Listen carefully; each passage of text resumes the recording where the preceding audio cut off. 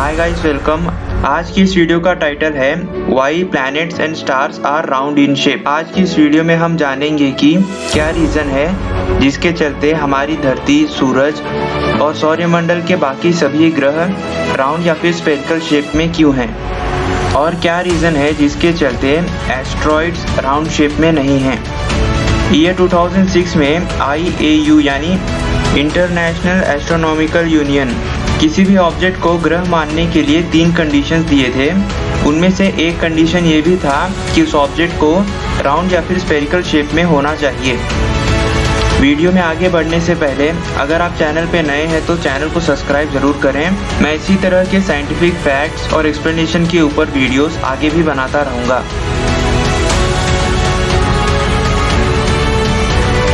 आप में से कई लोग सोच रहे होंगे कि हम प्रेशर के बारे में क्यों पढ़ रहे हैं, प्रेशर का प्लैनेट्स के साथ क्या लेना देना है। थोड़ा सब्र रखते हुए वीडियो को एंड तक देखिए, आपको समझ में आ जाएगा। किसी भी ऑब्जेक्ट के यूनिट सरफेस एरिया के ऊपर लगने वाले फोर्स को ही प्रेशर कहते हैं। इसे हम इस एग्जांपल से समझ सकते हैं। यहाँ पे किसी गैस को एक कंटेनर में स्टोर किया गया है। कंटेनर के तीनों ही साइड्स ग्लास से बने हुए हैं। कंटेनर के ऊपरी तरफ से हम इसके ऊपर वेट ऐड कर सकते हैं, जिसकी वजह से कंटेनर में स्टोर्ड गैस के ऊपर दबाव पड़ेगा। फर्स्ट केस में कंटेनर के ऊपर काफ़ी कम वजन रखा गया है, जिसके चलते गैस के ऊपर काफ़ी कम प्रेशर पड़ता है, इसलिए गैस अपने गैसीय स्टेट में ही रहती है।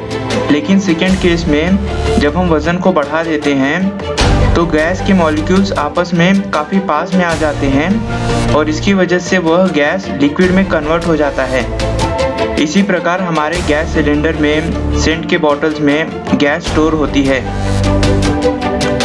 थर्ड केस में अगर हम कंटेनर के ऊपर बहुत ज़्यादा वेट रख देते हैं तो लिक्विड के मॉलिक्यूल्स भी आपस में बहुत पास में आ जाते हैं, जिसके चलते वह सॉलिड में कन्वर्ट हो सकते हैं।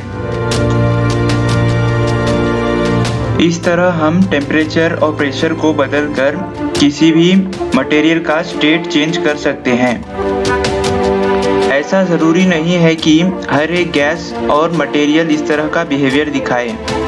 जिस प्रकार मैंने आपको कंटेनर में पैक्ड गैस का एग्जांपल देते हुए आपको प्रेशर के बारे में एक्सप्लेन किया, ठीक उसी प्रकार से जब हम धरती के अंदर कोर की तरफ जाते हैं, प्रेशर या दबाव और भी ज़्यादा बढ़ने लगता है। इसी वजह से धरती के मध्य में सॉलिड आयन निकल कोर प्रेजेंट है और कोर से थोड़ा ऊपर आने पे दबाव कम होने के कारण वही कोर लिक्विड फॉर्म में प्रेजेंट है।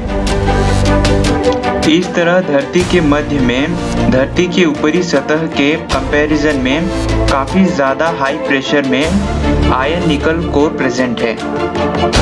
कोई भी मटेरियल हाई प्रेशर से लो प्रेशर की तरफ मूव करने की कोशिश करता है, लेकिन हमारी धरती के ग्रेविटेशनल पुल की वजह से वो ऐसा नहीं कर पाता।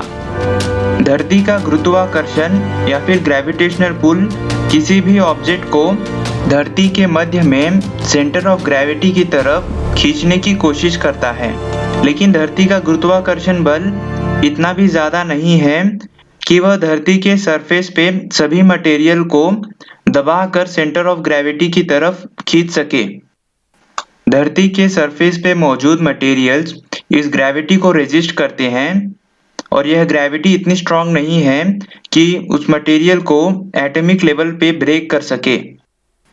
इस प्रकार धरती और धरती की तरह बाकी अन्य ग्रह भी ग्रेविटी और इंटरनल प्रेशर के इसी बैलेंस के चलते राउंड या फिर स्फेरिकल शेप में रहते हैं। ग्रह का गुरुत्वाकर्षण बल अपने सभी मटेरियल को मध्य की तरफ खींचने की कोशिश करता है और प्लैनेट जिससे बने हैं वह मटेरियल्स इसे रेजिस्ट करते हैं। इस प्रकार गुरुत्वाकर्षण और इंटरनल प्रेशर का बैलेंस बना रहता है। इसी बैलेंसिंग कंडीशन को हाइड्रोस्टैटिक इक्विलिब्रियम कहते हैं।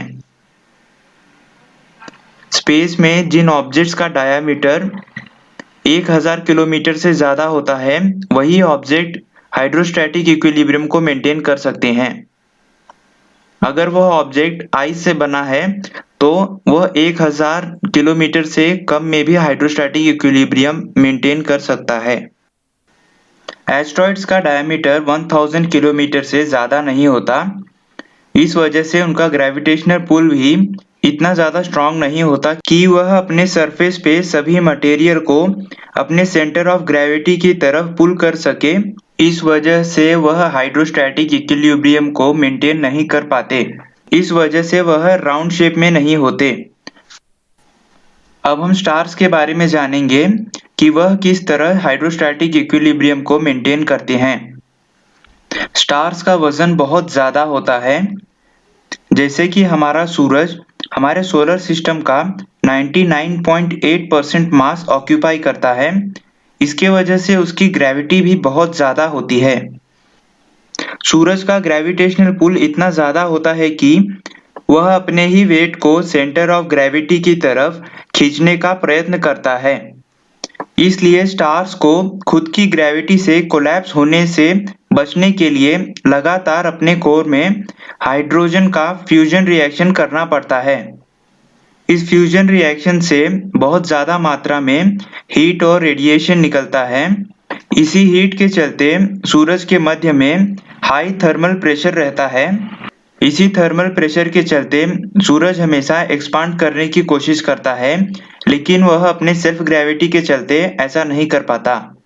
इस प्रकार थर्मल प्रेशर और सूरज की ग्रेविटी का हाइड्रोस्टैटिक इक्विलिब्रियम मेंटेन रहता है।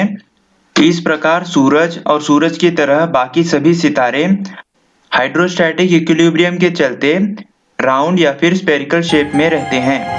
एक ना एक दिन सूरज का ईंधन यानी हाइड्रोजन खत्म हो जाएगा। उसके बाद सूरज और सूरज की तरह बाकी दूसरे सितारों का अंत क्या होगा, यह जानने के लिए आप यह वीडियो देख सकते हैं। इसका लिंक मैंने कमेंट सेक्शन पे, एंड स्क्रीन पे और नीचे डिस्क्रिप्शन में दे दिया है।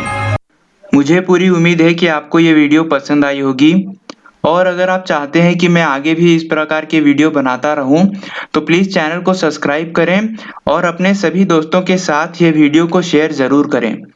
Thank you so much for watching this video.